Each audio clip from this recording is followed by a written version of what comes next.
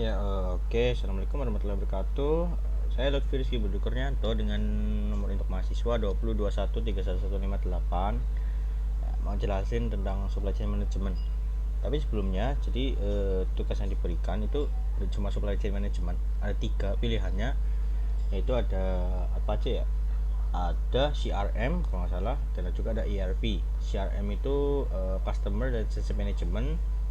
Lalu SCM sendiri ini itu supply chain management, dan ada lagi enterprise, terus resource planning kalau nggak salah ya. Oke, tapi saya jelasinnya yang supply chain management. Lalu ada pengertian supply chain management sendiri, atau saya singkat aja pakai SCM. Jadi secara umum merupakan kegiatan yang meliputi perencanaan, pengaturan, dan penjadwalan arus produk dari mulai pengadaan hingga didistribusikan kepada konsumen. Dan supply chain management, rantai pasok dirancang dengan sedemikian rupa sehingga dapat dilakukan dengan cara yang paling efektif dan efisien.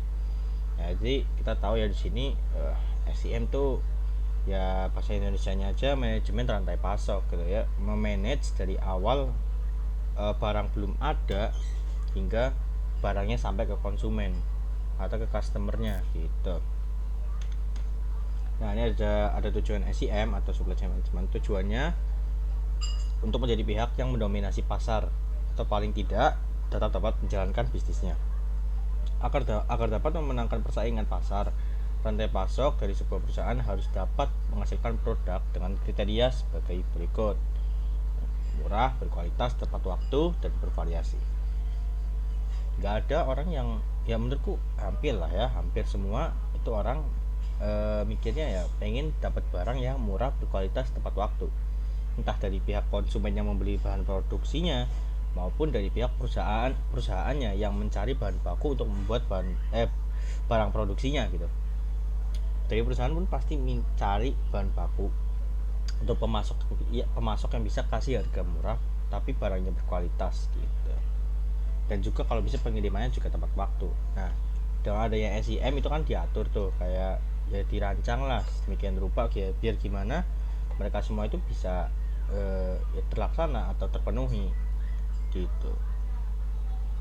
Nah, lalu lanjutnya ada proses supply chain management atau proses SCM. Itu ada pelanggan, ada perencanaan, pengadaan, persediaan, produksi, transportasi, lalu ada pengembalian produk. Tapi untuk pengembalian produk ini, jadi dia itu sebenarnya kayak ya bisa dibilang nggak masuk ke mereka ya, nggak masuk ke proses SCM.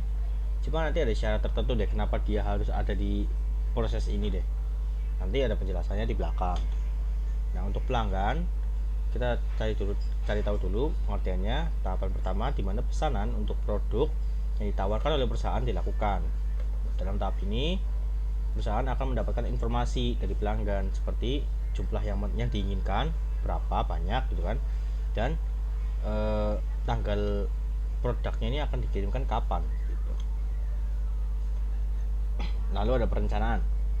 Setelah perusahaan menerima pesanan dari pelanggan yang tadi ya, tahap tadi setelah tahu jadi barangnya mau berapa banyak dan mau dikirimkan kapan, itu bahan produksi. Selanjutnya perusahaan akan merencanakan proses gitu. Direncanakan proses produksi untuk membuat barang yang pelanggan inginkan.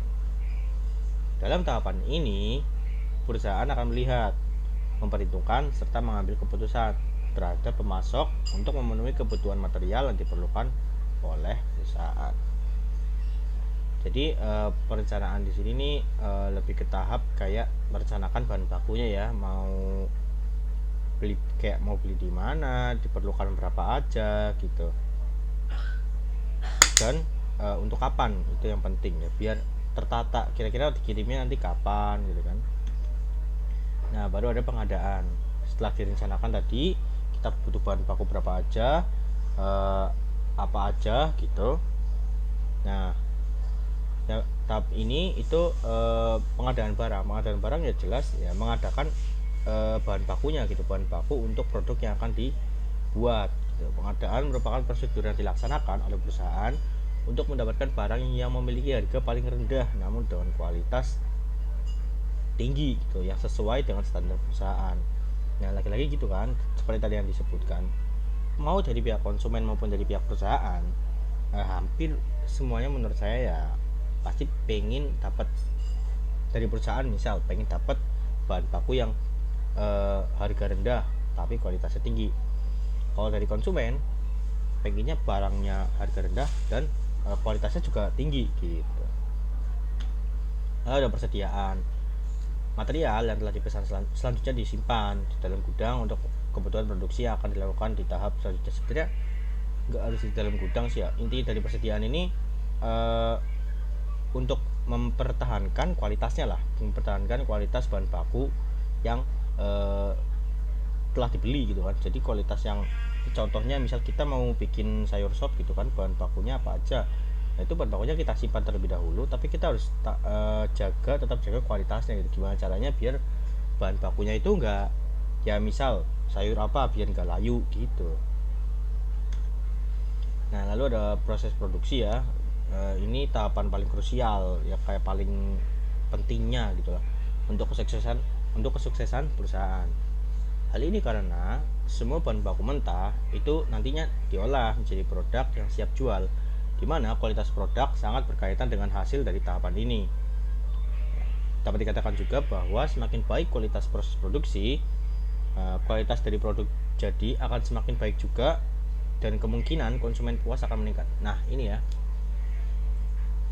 bagi seorang pengusaha pastinya yang memiliki seorang konsumen, nggak pengen konsumennya kayak nggak puas gitu kan. Karena kalau konsumen nggak puas ya hasilnya dia bakal coba cari di tempat lain gitu, coba carilah di perusahaan lain, kali aja nemu yang lebih memuaskan buat mereka.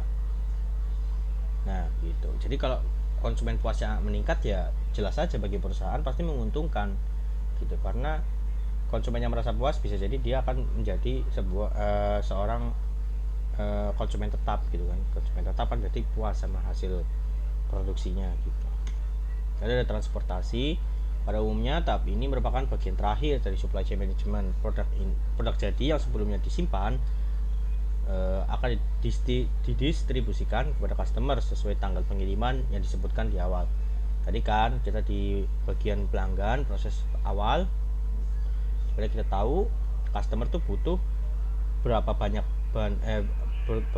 berapa banyak barang produksi dan mau dikirim kapan. Nah ini transportasi ya berkaitannya dengan tadi di awal. Lalu ada pengembalian produk. Nah bisa dilihat di sini ya, kita baca aja deh. Apabila terdapat kerusakan pada barang saat diterima oleh konsumen, maka tahapan ini perlu dilakukan. Nah ini makanya tadi aku bilang sebenarnya pengembalian produk ini nggak masuk ke dalam proses SIM. Cuma ya ketika ada satu kondisi tertentu, maka si pengembalian produk ini dia masuk ke dalam proses SIM juga. Nah tapi ya sesuai yang ditaruh di sini, kalau ada kerusakan pada barang saat diterima konsumen ya tahapan ini dilakukan. Tapi nggak cuma kerusakan barang, tapi apabila ada hambatan yang membuat proses distribusi barang terlampau lama atau bahkan terjadi kesalahan saat melakukan pengiriman, maka perusahaan butuh melewati proses ini gitu ya. Nah kita masuk ke kesimpulan. Dapat disimpulkan bahwa supply chain management merupakan salah satu rangkaian kegiatan yang vital untuk dilakukan secara optimal oleh perusahaan. Hal ini karena tentunya perusahaan ingin melakukan setiap proses bisnisnya seefisien mungkin. Dengan manajemen rantai pasok yang baik, ya manajemen rantai pasok itu gak usah bingung apa, itu tuh cuma bahasa Indonesianya dari SCM atau bahasa Indonesianya dari supply chain management gitu. Maka setiap proses dalam membuat produk yang dimulai dari pengolahan bahan mentah sehingga akhirnya menjadi produk jadi akan dilakukan dengan waktu sesingkat mungkin dengan kualitas yang terbaik. Ya kita nggak mau ada hal yang terhambat lah ketika kita ibaratnya misal menjadi seorang usaha gitu, seorang pengusaha, lalu kita bikin produk lalu ada komplain sana sini. Nah kalau nggak mau ada komplain seperti itu ya salah satu cara menghindari hal yang seperti itu SIM ini berguna banget gitu kan. Ya gimana enggak kita aja bisa melakukan pemproduksian barang itu dengan waktu sesingkat mungkin gitu kan, dan kualitas yang terbaik gitu, dengan adanya SIM yang dilakukan secara benar ya. Nah, ini ada sumber materi juga. Sumber materi yang saya ambil dari sini https://gridayhr.com/id blog supply chain management. Ya, sekian, terima kasih. Saya Lutfi Rizky Budi Kurnianto, pamit undur diri. Wassalamualaikum warahmatullahi wabarakatuh.